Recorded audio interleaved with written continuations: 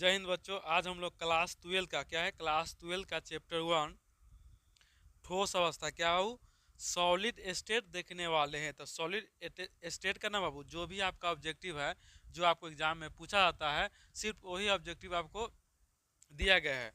तो चलिए हम लोग क्लास को क्या करते हैं, स्टार्ट करते हैं बाबू। और जो बच्चे क्लास में नहीं हो बाबू, तो क्लास को लाइक कर लीजिएगा और चैनल को सब्सक्राइब कर लीजिएगा, कि नेक्स्ट वीडियो आपको इसी तरह से देखने के लिए आप चैनल को सब्सक्राइब करके बेल आइकन जरूर दबा लीजिए। ठीक है बाबू। तो चलिए हम लोग क्लास को स्टार्ट करते हैं। पहला क्वेश्चन हम लोग का, अमोरफोस ठोस को कहा जाता है आभासी ठोस, अतिशीतल अतिशीतल द्रव, अक्रिस्टलीय ठोस, उपयुक्त सभी। तो याद रखिए अमोरस फोस ठोस को कहता है। इसमें आप लोग का राइट आंसर क्या होगा, डी ना, उपयुक्त सभी हो जाएगा आपका। नेक्स्ट देखते हो 2 नंबर, ग्रेफाइटा को किस रूप में वर्गीकृत नहीं कर सकते हैं, चालक ठोस, जालक ठोस, सहसंयोजक ठोस, आयनिक ठोस। तो ग्रेफाइटा को किस रूप में वर्गीकृत नहीं कर सकते, तो इसका आंसर आप लोग हो जाएगा आयनिक ठोस, यानी कि डी नंबर ऑप्शन क्या आपका राइट आंसर डी। क्वार्टज है क्रिस्टलीय ठोस है, अक्रिस्टलीय ठोस है, आभासी ठोस है, अतिशीतल। तो आपका राइट आंसर होगा क्वार्टज होता है। आपका राइट आंसर क्या होगा, 3 का राइट आंसर आप लोग का हो जाएगा ए नंबर, क्रिस्टलीय ठोस। आपका नेक्स्ट है 4 नंबर, निम्नलिखित में कौन क्रिस्टलीय ठोस, ए नंबर हीरा, बी आपका कांच, सी रबर और डी आपका उपरोक्त सभी। तो याद रखिए आपका निम्नलिखित में कौन क्रिस्टलीय ठोस है, हीरा आपका क्या होता है, हीरा क्रिस्टलीय ठोस है, कांच और रबर अक्रिस्टलीय ठोस है। निम्नलिखित में कौन अक्रिस्टलीय ठोस का उदाहरण है, क्या वो बोला है, निम्नलिखित में कौन अक्रिस्टलीय ठोस का उदाहरण है। तो A number NaCl, B number ZnS, C कांच, डी SiC सिलिकॉन आपको जिसको बोल सकते हैं। ठीक है, तो इसका राइट आंसर आप लोग क्या हो जाए, तो याद रखिएगा इसका राइट आंसर आप लोग का हो जाएगा अक्रिस्टलीय में कांच रबर होता है, तो आपका सी नंबर राइट आंसर क्या आपका हो जाएगा, तो यहाँ पर सी नंबर राइट आंसर आप लोग का हो जाएगा। चलिए आगे बढ़ते हम लोग। देखिए आपका हुआ, निम्नलिखित में कौन सा परिस्थिति किसी पदार्थ को ठोस अवस्था के अस्तित्व के लिए अनुकूल है, उच्च ताप, निम्न ताप, उच्च उष्मीय ऊर्जा, दुर्बल संजकल बल। राइट आंसर इसका होगा 6 का आपका बी नंबर, निम्न ताप। क्या होगा, निम्न। तो याद रखें निम्नलिखित में कौन सा परिस्थिति किसी पदार्थ को ठोस अवस्था के अस्तित्व को लिए अनुकूल है, निम्न ताप। आगे बढ़ते हैं,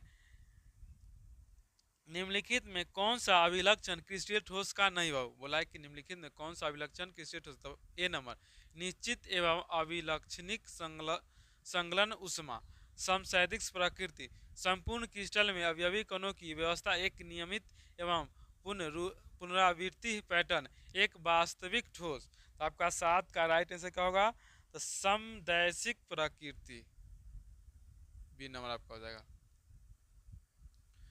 नेक्स्ट आपका, अक्रिस्टलीय ठोस के विषय में निम्नलिखित में कौन सा कथन सही नहीं है बाबू। 8 नंबर बोला है, अक्रिस्टलीय ठोस के लिए निम्नलिखित में कौन सा कथन सही नहीं था, गर्म करने के लिए निश्चित ताप पर यह क्रिस्टलीय बन सकते हैं, लंबे समय तक रखने के लिए क्रिस्टलीय बन सकते हैं, अक्रिस्टलीय ठोसों को गर्म करने पर सांचे के ढाला जा सकता है, या विषम दैशिक प्रकृति का होता है। इसका राइट आंसर 8 का हो जाए आपका क्या हुआ, तो राइट आंसर 8 का हो जाएगा, या विषम दैशी प्रकृति का होता है, डी नंबर आपका। बोला है बेरवादार ठोस का उदाहरण, हीरा, ग्रेफाइटा, नमक, रबर। जल्दी से बताइए, बेरवादार ठोस का उदाहरण है, तो इसका राइट आंसर आपका हो जाएगा वो रबर होता है। बेरवादार ठोस का उदाहरण कौन होता है, तो याद रखिए रबर।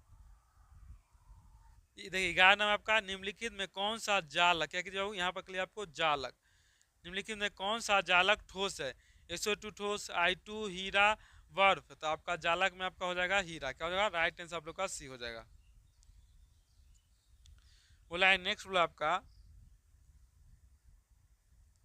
निम्नलिखित में कौन अक्रिस्टलीय या अमोरस ठोस है, हीरा, ग्रेफाइटा, कांच, सामान्य लवण। तो 12 का राइट आंसर क्या होगा बाबू, बोला है निम्नलिखित में कौन अक्रिस्टलीय या अमोरस ठोस है, तो इसका राइट आंसर क्या होगा, जल्दी से बताइए आप लोग बाबू। इसका राइट आंसर आप लोग बताइए तो। देखिए अक्रिस्टलीय या अमोरस ठोस है, तो अक्रिस्टलीय आपका कांच होता है, क्या होता है, कांच रबर आपका अक्रिस्टलीय होता है, तो आपका राइट आंसर सी।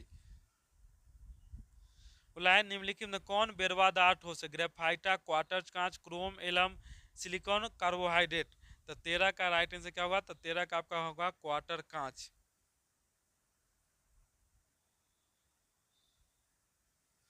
निम्नलिखित में कौन ठोस अवस्था में सहसंयोजक क्रिस्टल के रूप में रहता है, sulphur, phosphorus, iodine, silicon, carbon dioxide. तो 14 का राइट आंसर का क्या होगा वो, 14 का राइट आंसर आप लोग का हो जाएगा वो डी नो, सिलिकॉन कार्बाइड।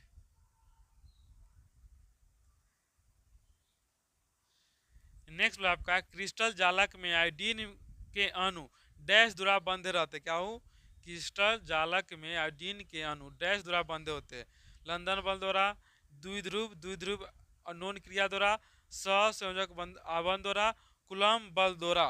तो 15 का राइट आंसर आप लोग का ए नंबर, लंदन बल द्वारा। 16 वाला आपका सोडियम ऑक्साइड Na2O में सोडियम की सहसंयोजन संख्या क्या होती है, आपका 6 4 8 2। तो आपका राइट आंसर आपका हो जाएगा 4, क्या आपका हो जाएगा 4।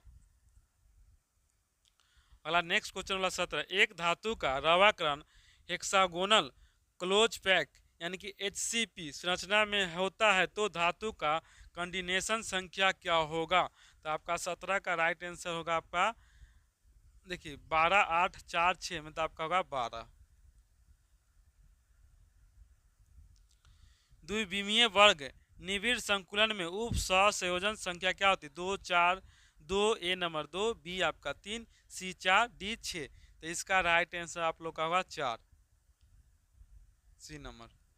बोला आपका नेक्स्ट है घनाकार क्रिस्टल में ब्रेवस जालकों की संख्या होती है 3 1 4 14। तो इसका राइट आंसर क्या होगा, तो ये ए नंबर आपका 3। बोला एक अष्टफलक ऋतिक निम्नलिखित में कितने गोलों से घिरी होती है, 4 6 8 12। तो बोला कि एक अष्टफलक ऋतिक निम्नलिखित में कितने गोलों से घिरते हैं। देखिए अष्टफलक है, क्या है, अष्टफलक में कितने होते हैं, तो 6 कितने गोलक होते हैं, और चतुष्फलक में 4 कितने हो, चतुष्फलक में आपका 4 होते हैं। तो अष्टफलक यानी कि आपका हो जाएगा 6 अष्टफल की है, इस तरह से होता है आपका। ठीक है बाबू, बेंजीन वाला। नेक्स्ट आपका बोला है HCP, क्या बाबू, HCP एकक क्या है, एकक कर लीजिए, एकक नहीं एकक, इसको क्या कीजिए बाबू, HCP एकक। एकक कोशिका में परमाणुओं की संख्या 4 6 12 17। तो एक HCP एकक कोशिकाओं में परमाणुओं की संख्या आपका 6, कितना होता है आपका 6। BCC इकाई सेल में मुक्त खाली जगह की प्रतिशत है 32%, 34%, 28%, 30%। तो याद रखिए BCC इकाई सेल में मुक्त खाली जगह का प्रतिशत आपका होता है 32, यानी कि राइट आंसर आप लोग का ए हो जाएगा। बोला अंत केंद्रित घनीय अवस्था में रिक्त स्थान का प्रतिशत डैश होता है, 74 68 32 26। बोला आपका कि अंत केंद्रित घनीय व्यवस्थाओं में रिक्त स्थान का प्रतिशत डैश होता है, 74 68 32 26। तो आपका राइट आंसर यहाँ पर हो जाएगा आपका 32। आपका है किसी शुद्ध क्रिस्टल में जालक स्थल डैश द्वारा अध्यासित नहीं हो सकता, अणु, आयन, इलेक्ट्रॉन, परमाणु। बोला आपका किसी शुद्ध क्रिस्टल में जालक स्थल डैश द्वारा अध्यासित नहीं हो सकता है, अणु, आयन, इलेक्ट्रॉन, परमाणु। तो आपका राइट आंसर होगा इलेक्ट्रॉन। किसी शुद्ध क्रिस्टल में जालक स्थल डैश द्वारा अध्यासित नहीं होता, तो वो आपका होता है इलेक्ट्रॉन, क्या होता है इलेक्ट्रॉन। बोला आपका माना कि निविट संकुलन गोले की संख्या n हो तो जनित चतुष्फलकीय रिक्तियों में संख्या है, ये आपका काट लीजिएगा, यह नहीं लिखिएगा बाबू। आपका बोला है कि माना कि निविट संकुलित गोलों की संख्या n हो तो जनित चतुष्फल के क्या आपका चतुष्फल के रिक्तियों की संख्या है। तब पहला बोला है बाबू n 2n n/2 3n, तो याद रखिएगा चतुष्फल की है तो आपका 2n, क्या आपका हो जाएगा 2n हो जाएगा। तो आपका राइट आंसर का बी होगा, क्या होगा बी। तो देखिए हम लोग 25 तक देखे ना, 25 क्वेश्चन देखे बाबू। ये क्वेश्चन बचा ना बाबू आपका पार्ट 2, क्या आपका पार्ट 2 में देखेंगे हम लोग। आपका ये वीडियो पार्ट 2 तक आपका ये वीडियो खत्म हो जाएगा और जितना क्वेश्चन दिया आप उसको याद करिए, इसी के अंदर से आपको एग्जाम में पूछा जाएगा क्वेश्चन, ठीक है ना बाबू। तो चलिए क्लास को रखते हैं। आप लोग जाते जाते क्लास को लाइक कीजिएगा और दोस्तों के पास शेयर कीजिएगा। जो भी बच्चे अगर नहीं लिखे 12th का बाबू एग्जाम का 5 महीना रह गया है, आप अच्छे से अगर तैयारी नहीं करते हैं तो इसलिए आप लोग क्या कीजिए अपने दोस्तों को भी शेयर कीजिए, वो लिख करके याद कर ले। और जब भी आप लोग लिखिए तो अपना क्या कीजिए क्वेश्चन लिखिएगा, आपसे केवल आंसर क्या लिखिएगा आंसर। और इसका जल्द ही आपको लाइव टेस्ट होगा बाबू।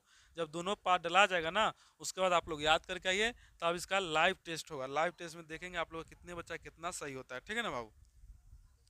तो रखते हैं क्लास का बाबू। चलिए सभी बच्चों को बहुत बहुत धन्यवाद, ठीक है बाबू।